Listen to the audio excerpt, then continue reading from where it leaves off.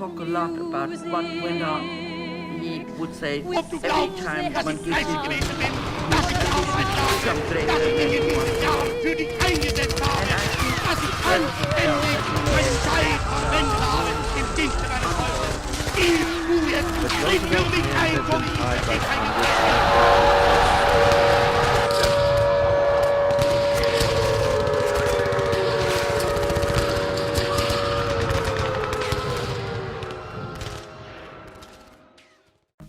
From 1939 to 1945, Germany changed the world and history further with World War II.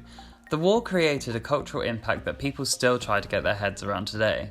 As a European, I sometimes hear the rhetoric that German or European citizens should or could have done something more against the tide of Nazism. Yeah, I'd take that Hitler and I would shove his head right up my ass till he was dead. That something usually isn't defined beyond speaking up more and simply not allowing Hitler to conquer their country.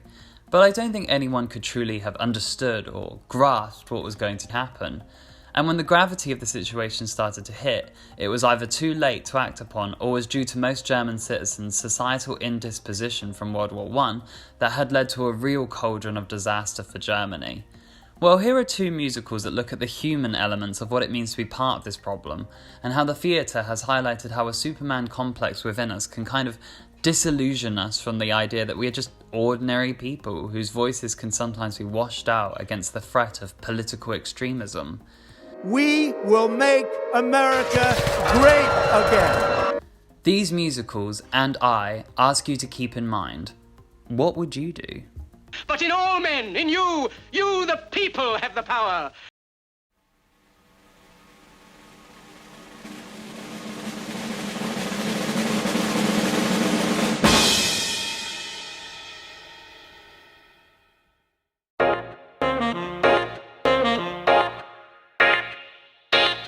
Cabaret is a 1966 musical based on the 1951 play I Am a Camera, which was an adaptation of a Christopher Isherwood semi-autobiography titled Goodbye to Berlin. The novel opens its second paragraph with a direct message that we all have the capability of spectating without acting.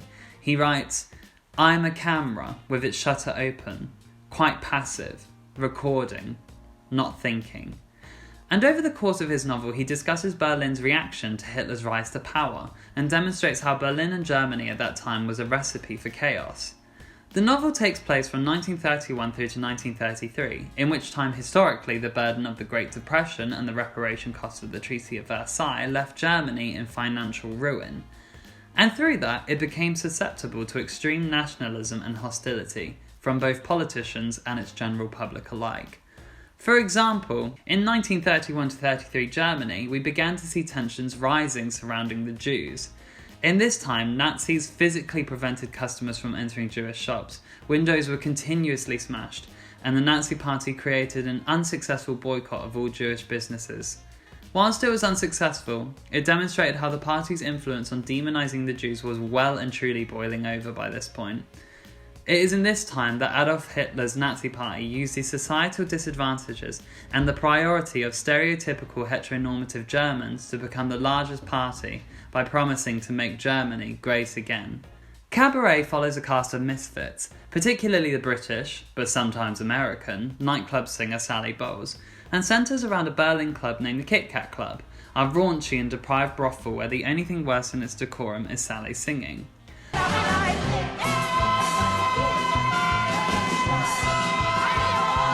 But here in the Kit Kat Club, anything seemingly goes, and the cast embrace their unique, socially unconventional lifestyles. So much so that they largely fail to question life outside of the party. However, just outside of the club's doors, the Nazi regime is gaining traction as we watch characters such as Fräulein Schneider and Herr Schultz break off their romantic relations due to the tensions rising surrounding his Judaism.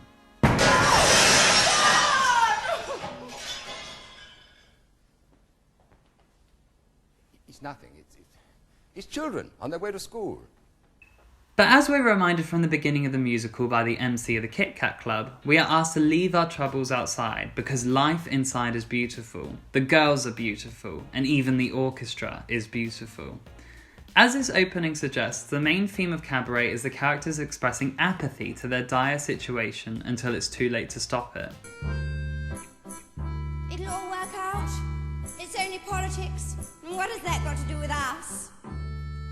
They refuse to accept or question the shifting tides that surround them. Fräulein Schneider, after her scene with Herr Schultz, acknowledges the political problems heading to Berlin, but blames her financial indisposition and old age as her reasoning for not acting against it. It's safer and easier for her to separate from the man who loved her than it is to question the Nazi party that's on her doorstep. Herr Schultz, on the other hand, only expresses blind optimism and a it'll get better approach to the racism he faces, perhaps in denial of what's to come. When Fräulein Schneider breaks off her engagement to Schultz, she asks the audience quite candidly, well, what would you do in her position? Ultimately, she agrees to stay in Berlin as a spectator of the events to come. Additionally, Sally doesn't want to change her free and fanciful lifestyle despite of what it may do to her. She argues with Cliff that she doesn't want the party to end. We love it here! Sally, wake up! The party in Berlin is over. It was a lot of fun, but it's over. And references her dead friend Elsie as a mantra for her lifestyle, that if she'll go having ignorant fun no matter what other people say about her, even if this costs her her own life, either directly through her self-destructive behaviours or indirectly through staying in Germany. But eventually there comes a point where even the Kit Kat Club can't escape the oncoming Nazism, and as the end of the musical implies, these social misfits, with the exception of Cliff, aka Christopher Isherwood, whom escapes, are forced to suffer as a result of their apathy, unless they chose to run away. Which leads us to...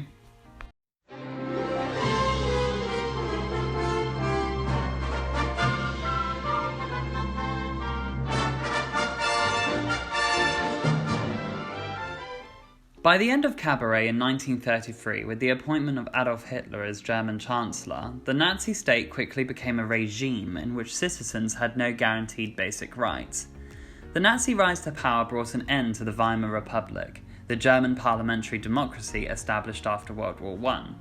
During 1933, the regime established the first concentration camps, imprisoning political opponents, homosexuals, Jehovah's Witnesses, and others classified as dangerous.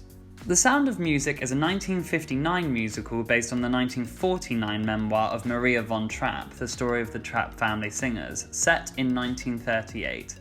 A drastically different tone from Cabaret, the story takes place not in the heart of Germany, but rather in Austria, a neighbouring country on the verge of being annexed by the now established Nazi Party.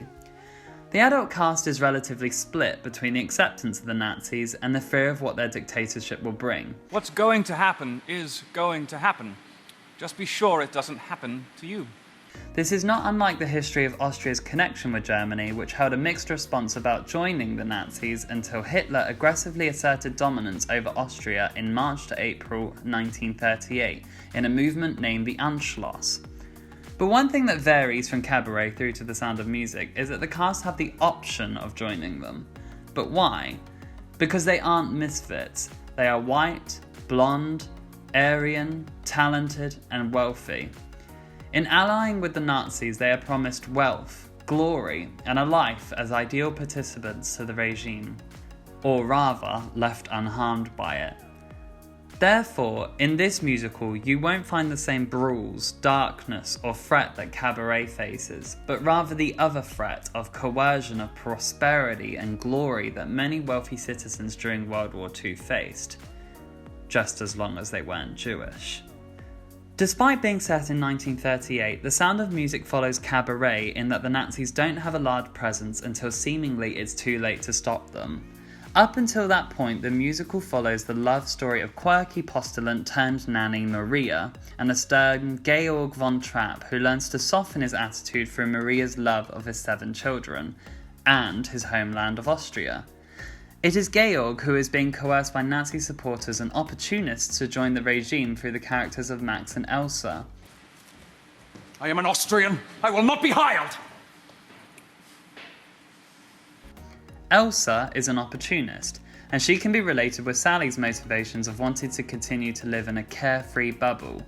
She chooses to brazenly accept the Nazis in the knowledge that she'll continue to be alright. Max, on the other hand, is more of a direct support and an ally of the Nazi agenda. He is the one who motivates and pushes the Von Trapps to show allegiance to the Nazis until they have no other choice but to perform for them and be part of their propaganda. It is through this action the Von Trapps decide to flee Austria rather than succumb to or join the Nazis.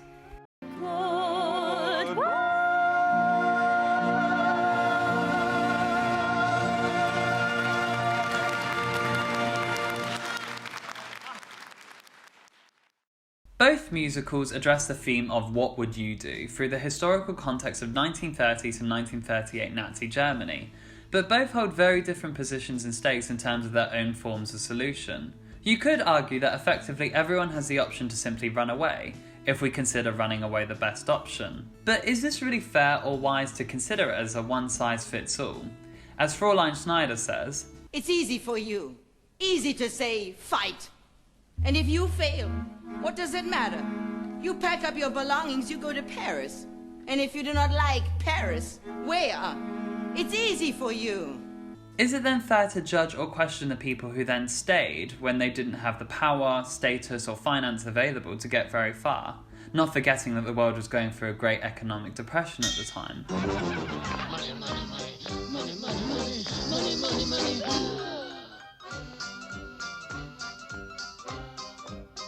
A lot of people were truly left with nothing, and the prospect of running away was not physically nor financially available for them. In the original Broadway production of Cabaret, a large mirror was hung to face the audience, which the Associated Press explained, "When the audience saw the characters in the mirror, they saw themselves too." This was used as a device to really hone in on the idea that the characters' flaws and actions taken are all realistic, and somewhat understandable. We might not like them, but considering the fact that they are loosely based on true accounts, they are somewhat grounded in human behaviour and, I guess, reality. And it's easy to assume what we may or may not do in these characters' positions, but unless we're physically there and presented with these problems, we can have no true understanding of their individual situations. Hence, the introspective mirror. Both musicals ask us a question not only what we would do, but also what those around us would do. As Georg himself says, Today it's difficult to tell who's a friend and who's an enemy. This is perhaps best exemplified by Rolf, the love interest of the eldest Von Trapp child. First introduced as a naive, if not somewhat patronising 17-year-old in love, he is later revealed to be a Nazi. The characterisation is only further complicated by him helping the Von Trapps escape at the end of the musical. It shows us that anyone could be a Nazi, and that moral attachment is individually skewed.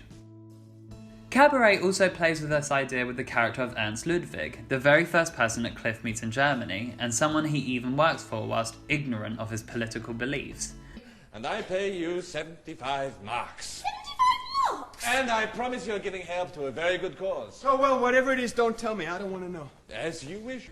Initially a helpful, friendly and warm presence, his whole demeanour and attitude towards the entire cast changes as soon as he finds out about Herr Schultz's Judaism. What about Herr Schultz's welfare? He is not a German. He was born here. He's not a German!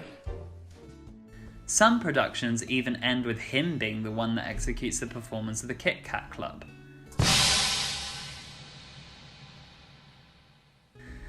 By putting us in the character's shoes, or rather by looking in the mirror, or even at the lens of the camera, we can nearly understand just how hopeless and confusing the situation might be, not knowing who to trust, what to expect, where to go, how to survive.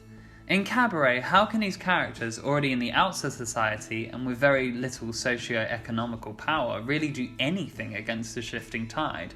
Similarly, even with their money and status, the Von Trapp family still find themselves being first motivated and by the end threatened to join the movement. Both situations and the characters' reactions represent, in a lot of ways, the historical context of the Nazi movement, first through its rise to power in Berlin and then by the Anschluss. With the belief that there is no way to stop what's happening around you, you are left with three choices. Do you stay and act as the camera? Do you run away and leave everything behind? Or do you join it?